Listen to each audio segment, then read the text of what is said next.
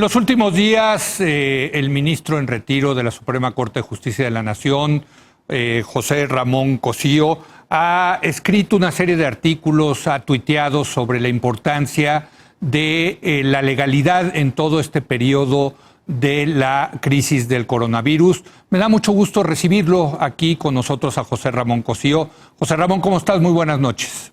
Hola Leo, ¿cómo estás? Muy buenas noches. Bueno, pues la primera pregunta es obligada. ¿Por qué es importante la parte jurídica en esta crisis? Mucha gente dirá, oye, pues ahorita la ley no es tan importante, lo que importante es la crisis, resolver esta crisis de la sanidad.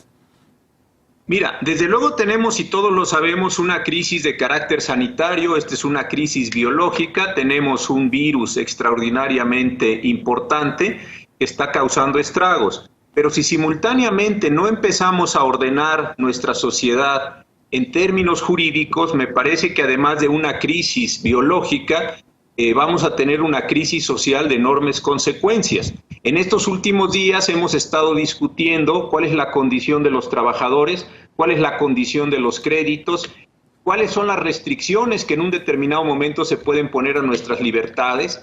¿Podemos circular o no podemos circular? ¿Cuál es la obligatoriedad de que estemos o no en nuestras casas? Los medios de comunicación pueden ser intervenidos por el Estado a efecto de utilizarlos para tratar de combatir esta epidemia. Es decir, hay una enorme cantidad de elementos jurídicos que, si no se van construyendo con seriedad, con una gran pericia técnica, al final de cuentas nos podemos encontrar con que tenemos una crisis de carácter epidemiológico y una crisis de carácter social, porque no supimos regular bien los contratos de trabajo, las prestaciones laborales, en fin, todo aquello que construye una sociedad en términos modernos. Entonces me parece que es tan importante, desde luego, contender con la epidemia como construir todo este andamiaje para hacerlo. No vaya a ser que la epidemia nos cause una enorme cantidad de daños y varios años después estemos todavía tratando de resolver esos problemas que no pudimos ordenar, que no pudimos visualizar, y estemos metidos en dos tipos de crisis en este sentido. Ahora, la Constitución tiene en su artículo 29 precisamente el famoso artículo, el artículo que hace que puedes decretar el estado de excepción. Creo que tú lo mencionabas en tu artículo en proceso la última vez que se decretó ese artículo 29 por parte del Ejecutivo fue en la Segunda Guerra Mundial, ¿no? Exactamente. Fue en el año 42 cuando declaramos la guerra a las potencias del eje, efectivamente. Así es. ¿Se debería de pensar en el artículo 29 en este momento, José Ramón? Yo creo que no. Tenemos, además del artículo 29 en la Constitución, en el artículo 73, donde están previstas las competencias del Congreso de la Unión, la posibilidad de que el Consejo de Salubridad General de la República y la Secretaría de Hacienda y la Secretaría de Salud, simultáneamente puedan determinar o establecer un conjunto de medidas para tratar de ir ordenando los fenómenos. Por la razón de la redacción en el constituyente de 16-17 se llamaba de enfermedades exóticas, pero queda claro que lo que estamos tratando de regular son epidemias, así le llamaban entonces los médicos en todo el proceso de colonización que se estaba realizando. Pero ahí existen medidas muy importantes, y hoy en la tarde afortunadamente apareció en el Diario Oficial de la Federación un acuerdo del secretario de Salud, autorizado a su vez por el Consejo de Salubridad General, en donde establece las medidas extraordinarias para hacer frente a la emergencia sanitaria en la que estamos.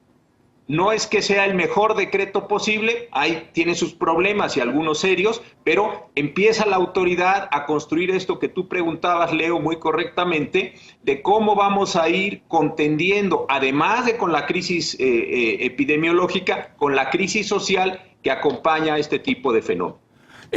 Tú mencionaste en tu primera intervención, me parece muy interesante, varios de los temas que podrían ser controversiales. Déjame ir con el primero, que es el tema del pago a los trabajadores. Dice el gobierno que van a suspenderse las actividades no esenciales y que los empresarios tienen que pagarle por completo a sus empleados. Eso no dice la Ley Federal del Trabajo, José Ramón. Mira, yo creo que ese tema... ¿Me escuchas ahí bien? Sí, te escucho perfectamente. Sí. Mira, yo creo que ese es el tema más serio de todos en este momento. Yo entiendo el dilema en el que está metido el gobierno federal, porque por un lado tiene que reducir la velocidad del contagio para que no se colapsen los sistemas de salud, y por otro lado tiene que mantener una condición abierta de la economía para que las personas pues no caigan en una situación de quiebra o realmente en circunstancias muy desafortunadas. Sin embargo, me parece que lo que prevé el artículo 42 bis de la Ley Federal del Trabajo es lo siguiente. Una vez que se ha decretado una contingencia sanitaria, tú que has convivido con tantos abogados sabes que para nosotros los que estamos en el mundo del derecho cada palabra tiene un significado, porque tiene un sentido jurídico y unos efectos muy particulares. Esto es, a veces la gente nos dice que somos formalistas, pero cada palabra hay que estarla acomodando para que genere efectos jurídicos. Esto es algo muy complejo. La Ley Federal del Trabajo dice contingencia sanitaria. Y en ningún otro lugar de la legislación nacional se habla de la contingencia sanitaria. Entonces, ¿cuál es el problema? Que hay una interpretación que dicen, el gobierno no ha declarado con rigor expresamente la contingencia sanitaria.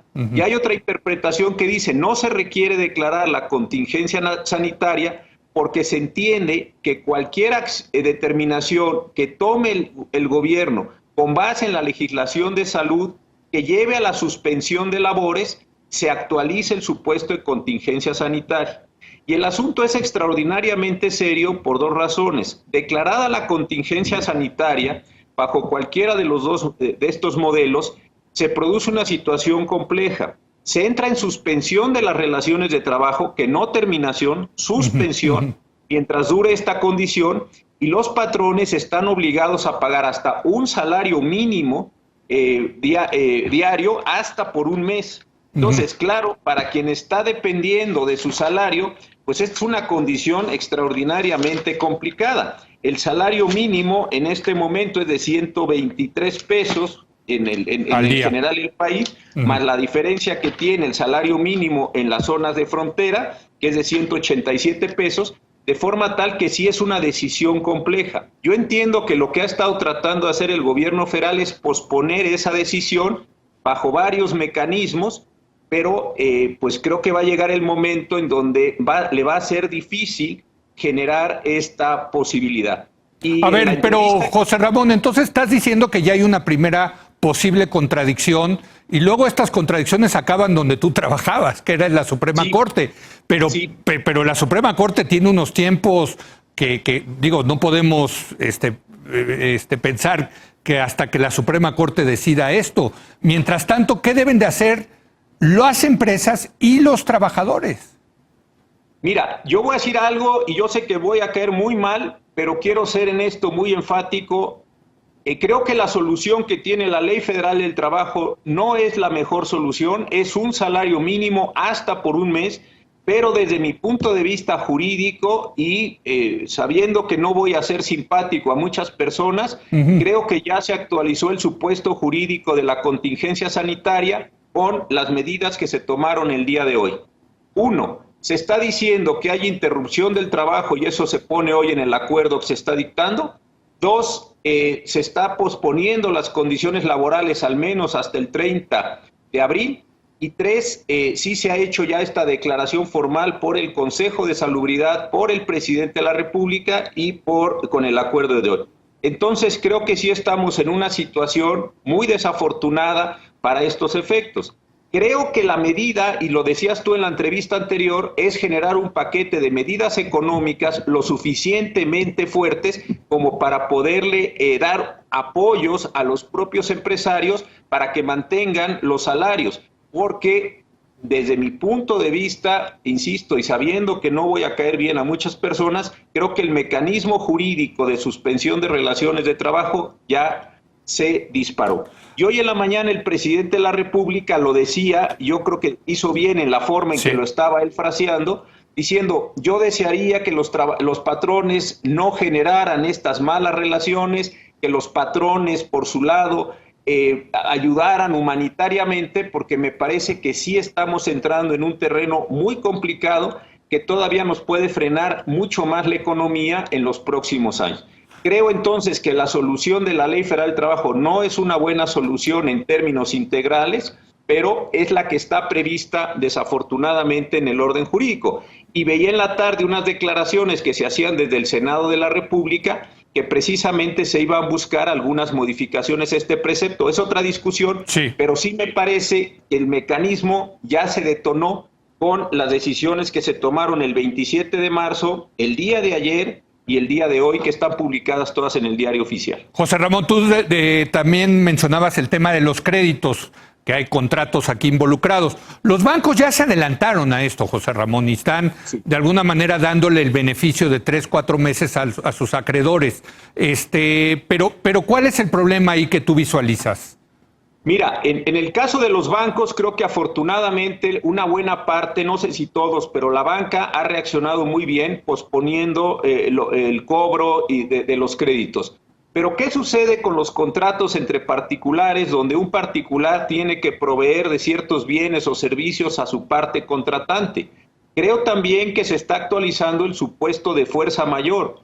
Sí. El Código Civil, que era lo que yo comentaba en el artículo de proceso, tiene un supuesto donde, lo voy a usar la frase general, no es técnica para los abogados, pero en fin, nadie puede estar obligado a cumplir lo imposible. Si yo en este momento estoy en una situación donde mis trabajadores tienen que irse, donde las cadenas de distribución se han roto por las medidas que se están tomando, pues es imposible que yo cumpla con esos contratos. Entonces hay desde tiempos muy antiguos del derecho, una válvula de escape para decirlo con esta frase general: nadie está obligado a lo imposible. Yo no podía cumplir con el suministro que, por ejemplo, lo tenía entre tú y yo en términos de particulares, no a través de una institución bancaria, y eso se va también a generar una excepción. Esto, desde luego, o previsiblemente terminará en litigios. Una parte le reclamará al otro el incumplimiento, la otra le responderá diciendo: no te pude cumplir por todas estas causas, y ahí es donde va a presentarse una litis. Decía el presidente otra vez, ojalá que todo esto no termine en litigio, porque son peleas muy sangrientas, muy largas, muy dolorosas socialmente. Entonces sí hay una parte de comprensión donde unos y otros tratarán de no generar estas condiciones, pero sí se genera, y tienes toda la razón en eso, o se dispara otro mecanismo jurídico para no llegar al más estricto cumplimiento como en unos tiempos ordinarios debía darse. Desde luego. José Ramón, se nos acabó el tiempo. Yo me quedo con varias preguntas. Desde luego me preocupa mucho el tema de las libertades, muchísimo. Me preocupa mucho esto que estabas diciendo de hasta dónde puede el gobierno intervenir los medios de comunicación. Si te parece, te molestamos la semana que entra para seguir hablando del tema. ¿Sí? ¿Cómo no, Leo? Ya sabes que sí. Muchísimas gracias a José Ramón Cosío. Leo, buenas noches. Gracias desde la sana distancia con el ex ministro de la Corte, de la Suprema Corte, y hasta por aquí Genaro Lozano. Yo lo espero mañana en punto de las 10 de la noche, cuando otra vez sea la hora de opinar. Aquí nos vemos.